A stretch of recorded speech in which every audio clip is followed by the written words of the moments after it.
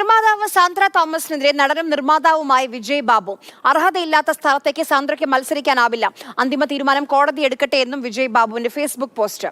ശ്യാം പ്രസാദ് ഉത്തമൻ വിവരങ്ങളുമായി നമുക്കൊപ്പം ചേരുന്നുണ്ട്. ശ്യാം, പ്രതികരണങ്ങൾക്ക് മുകളിൽ പ്രതികരണങ്ങൾ വന്നുകൊണ്ടിരിക്കുന്ന വിഷയമാണ്. എന്താണ് വിജയ് ബാബുവിന്റെ ഇതിലെ വേർഷൻ?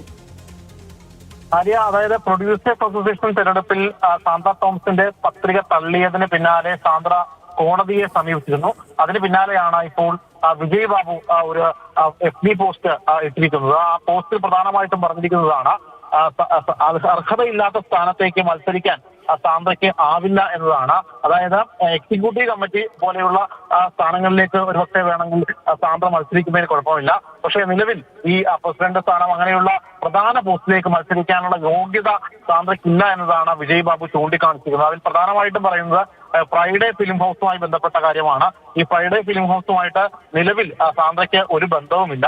ഏകദേശം വർഷങ്ങളായിട്ട് സാന്ദ്ര മുമ്പേ ഫ്രൈഡേ ഫിലിം ഹൗസുമായിട്ടുള്ള ഷെയർ വാങ്ങി പിരിഞ്ഞതാണ്. അതുകൊണ്ട് തന്നെ ഈ സെൻസർ സർട്ടിഫിക്കറ്റ് സാധാരണഗതിയിൽ നൽകുന്നത് ഒരു സ്ഥാപനത്തിനാണ്, ഒരു വ്യക്തിക്കല്ല. അതുകൊണ്ട് സാന്ദ്രയ്ക്ക് അത്തരത്തിൽ സെൻസർ സർട്ടിഫിക്കറ്റ് ഇല്ല എന്ന കാര്യമാണ് ഇപ്പോൾ വിജയ് ബാബു വ്യക്തമാക്കിയിട്ടുള്ളത്. എന്തായാലും ഇത് സംബന്ധിച്ച് ഒരു പ്രതികരണത്തിന് സാന്ദ്ര തോമസ് തയ്യാറായിട്ടുമില്ല. ശരി.